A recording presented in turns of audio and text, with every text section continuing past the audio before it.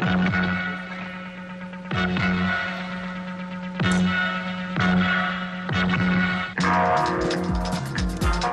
програма всяка неделя представя проспериращото лице на контрапротеста Нина Гергова. Защо Плевнелиев нарече Живков лъжец? Академик Георги Марков. Има ли нужда от помашка партия? Ефрем Моллов. Сигналите до прокуратурата, истини и преувеличения. Емил Георгиев. Бартер, 10 българи срещу Халил. Катя Райчева. Министър Стойнев, продавачът на възторзи.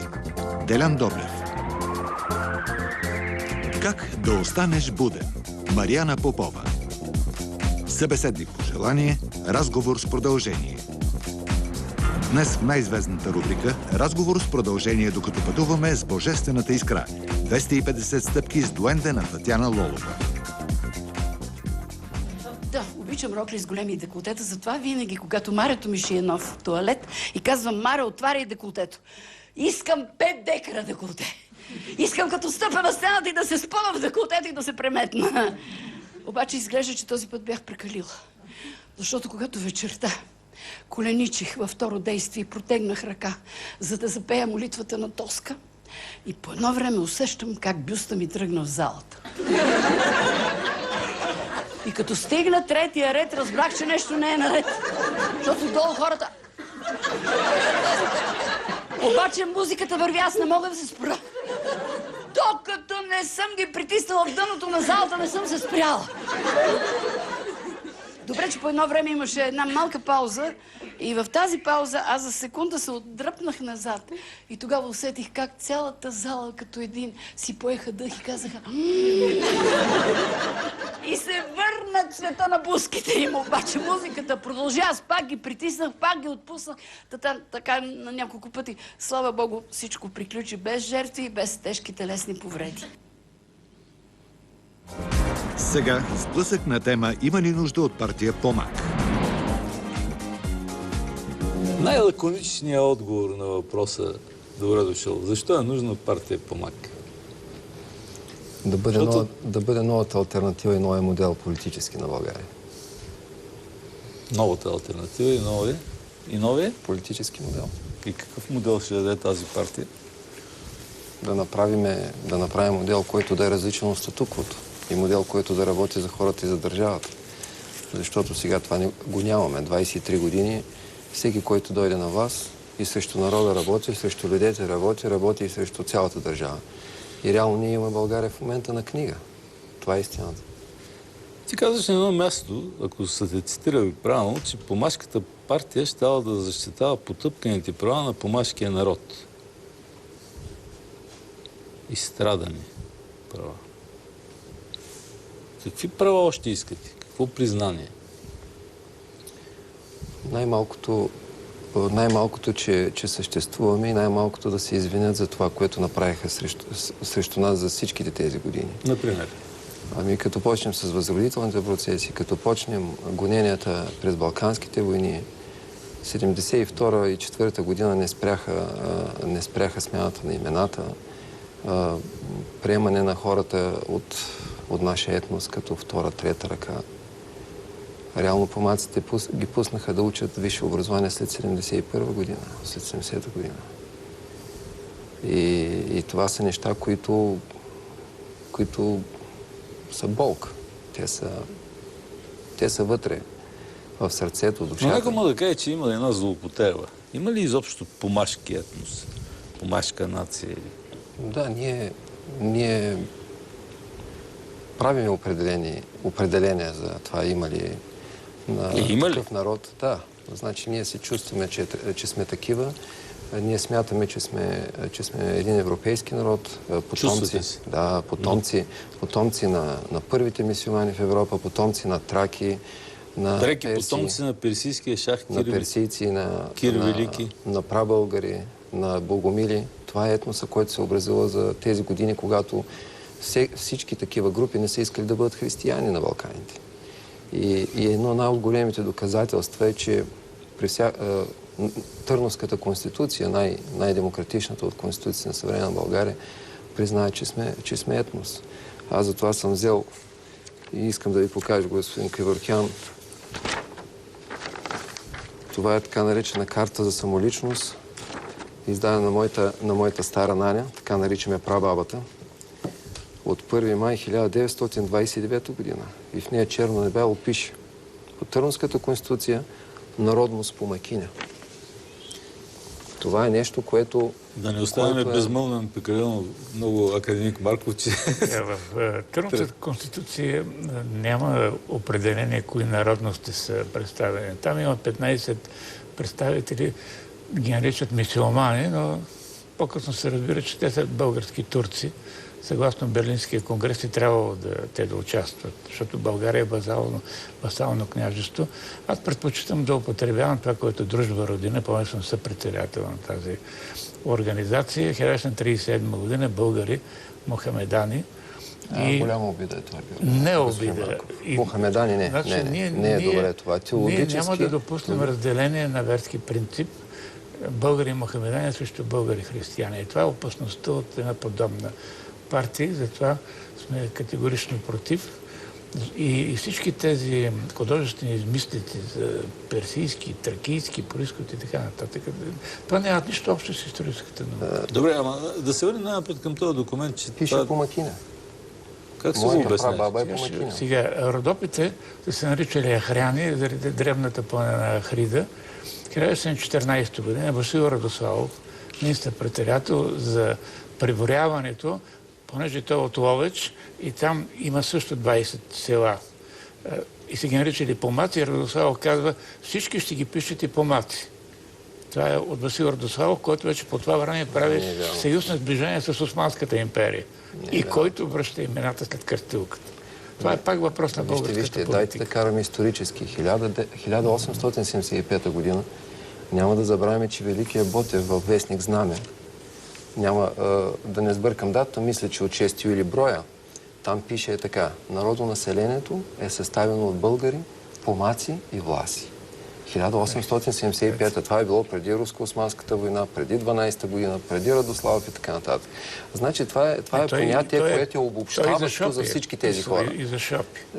Да, ако намерите някъде, може и за Шопи да е писал. Аз не съм срещнал, изчел съм почти всичко от Ботев. Въпросът е другаде.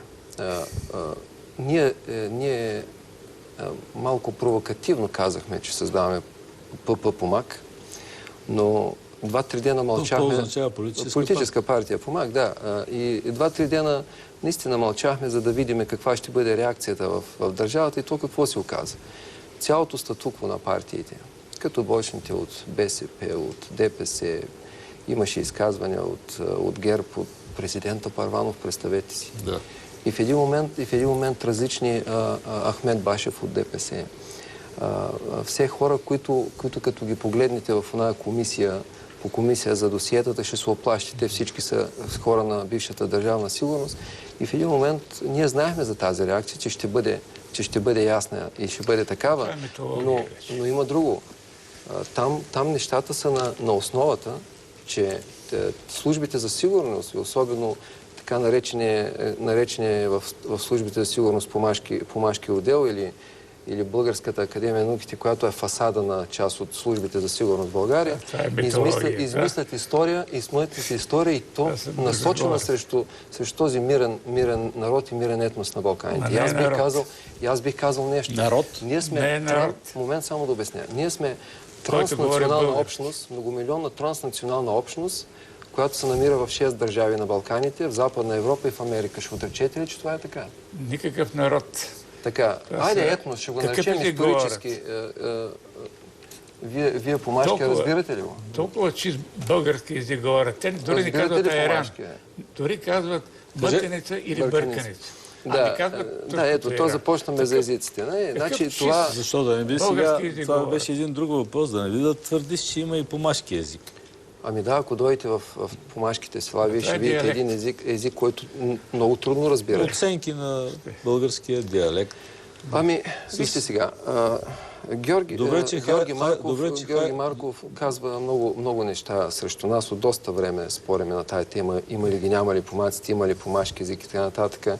Божидар Димитров се изказа неподготвен по тая тема и други подобни. Ян Янев последно каза, че сега да не слагаме в една лодка Ян Янев с академик Марков. Сте на равнище. Добре, да приемем, че Ян Янев не е на равнището на академика. Какво искате Мога да кажа нещо. И ще го кажа на помашки, за да видим, за да бъда много по-ясен. Ще се обърна към тези хора, които смятат, че ние сме някакви врагове на държавата или обясняват, че ние сме финансирани някъде отвън и не мога да разбера, че това е един народен и български проект. Ще се обърна така.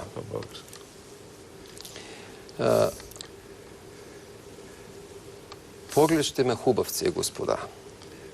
Едно ждумем.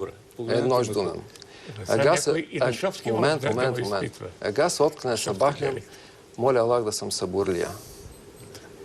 Ама есея копелета ще ми батърдисат сабора си. Това да копелете, те го разбрах и аз. Оседите сера, не мойте се подава на хавае. Фирите ме без кабахат. Ага сте кабахатли, я вално нямам. Правите тоба и тросите халал. Падате ли му край какво ви нарядам? Добре. Любите рок? Е време да избягваме монологичната форма. Кажи ми сега на помашки, какво искате? Сепаратизъм ли? Кажи го как звучи на помашки. Не, вижте сега. Не, кажи го на помашки. Не, такава дума нямаме при помашки. Знаете ли защо? Знаете ли защо нямаме такава дума? Значи този проект на Евгения Иванова, миналата година, в началото на май... Нямаме нищо общо с Евгения Иванова. Не, вие работите в една и съща посока. Не, нямаме нищо общо с Евгения Иванова. Не говоря. Само да направя оговорката, че тя ще гостува следващата седмица. Добре, няма да говоря за нея. Впечатли ме в това изследване. Там бяха поканали един професор от Тракийския университет в Одрин, който говори за помашките турци на Балканите, и който обяви средновековната българска държава за една от многото турски държави, и един професор от Сараево, който възхвали Тито, че е направил мюсюлманска нация. Аз казах, вие се изклахте през 90-те години. Македонската нация още ядем горчевите плодове. Така че ние сме против никакви такива експерименти да правим народности и нации. Вижте, вие сте писахте, че българите са тюрки. Което е абсолютно невярно. Сега искате да го това е още от Златарски. След това българите бяха славяни християни. Не, има промяна за иранския происход. Това е друго. Въртят се нещата в тази посока. Добре, господин Молов, искате ли сепаратизъм? Не. Аз ще цитирам последните думи на един анализ, който е направен от един сериозен българин. Нарича се Георги Зеленгора и аз ще цитирам последните думи в неговия анализ. Колко е сериозен, друг е въпрос. И за съжаление, за помаците България си остана само биологичен родител, който изоставил детето си, а когато детето е вече пораснало и не се нуждае от него, той се появява в живота му и предявява претенции за родителски права.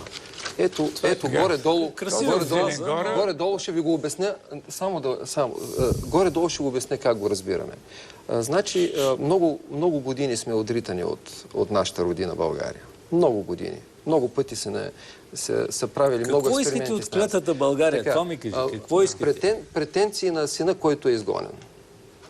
На блудния син? Не. Не е блудния син. Да. Този, който е изгонен, този, който не е прият от родителите, от държавата си, от това, което са всички в държавата, от това, че не е признат за равен на другите и така нататък. Вие бихте могли да ме разберете, защото вие сте от етнос, който също е теглил, както и ние сме тегли. Евреите също могат да ме разберат. Това са неща, които са се случили. След като са се случили, трябва някой и да поеме вина и да се извини. Много е малко. Основният въпрос е кой ви подкокоросва? Това се питат хората. Имате ли отношение с ДПС? Не.